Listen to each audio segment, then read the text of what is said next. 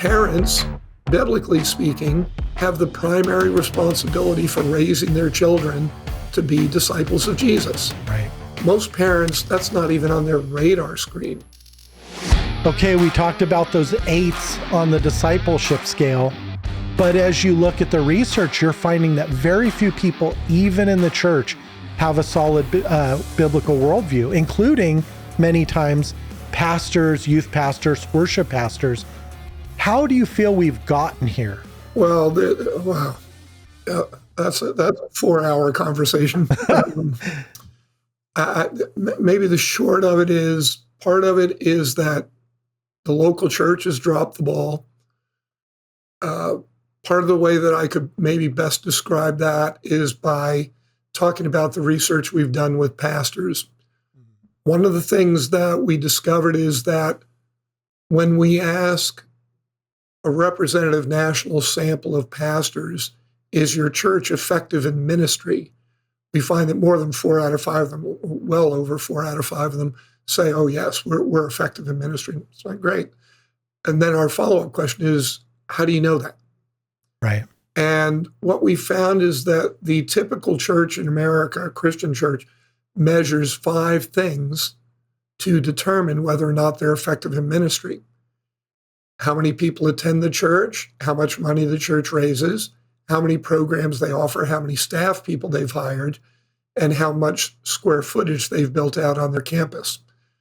And the assumption is, or the thinking behind that is, if all 5 of those numbers are bigger this weekend than they were last week, the same weekend 52 weeks ago, right, a year ago, we're a healthy and growing church. That's the phrase that gets used.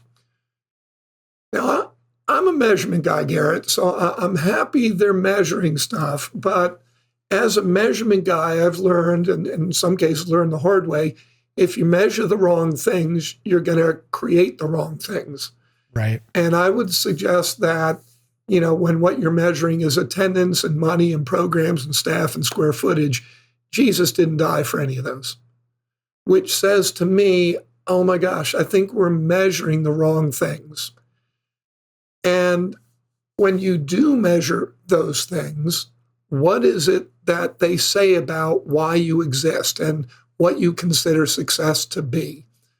Well, basically, it says the bigger, the better. And so, the shortcut way of thinking about it is we want to be a megachurch. And if we become a megachurch, then we're effective in ministry. And I can tell you from a number of other research projects that I've done, that's usually not the case. There are some great megachurches in America, but most of them are just kind of piddling along. They're very good at marketing, but they're not necessarily great at discipling. So, that's one issue. A second issue is the family. It's not just the local church, it's the family as well. Parents, biblically speaking, have the primary responsibility for raising their children to be disciples of Jesus. Right. As I allude to in the book, Raising Spiritual Champions, the research that's in there that we did for the book, most parents, that's not even on their radar screen. When we ask them if they're successful as parents, most of them say yes, and it has nothing to do with what they're doing spiritually with their children. Right. That's not one of the criteria for success. So I think those are 2 dominant things, but then the third one is that we've allowed the culture to raise our children. Right now, the dominant influence on the minds and hearts of children in America is the arts and entertainment media industry. As I did our research trying to figure out what makes us think what we think and do what we do, what we discovered is that it's primarily from all the media messages that we allow ourselves to be exposed to every single day. Thousands and thousands of those messages. And as I said at the top of our interview, every one of those messages is founded on a worldview. And so every day we're being bombarded with thousands of worldview messages. Our children are being bombarded with thousands of worldview messages. And neither parents nor churches are there to monitor that and to screen that and to minimize it as needs to be done for the good of our children. and for the benefit of them becoming disciples. Because again, I've got a chapter in the book looking at the media that our children are exposed to. We did content analysis of that.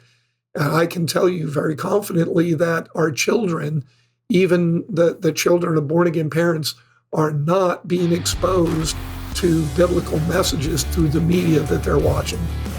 This episode of Rapid Response was brought to you by CTC Math. Visit them at ctcmath.com today.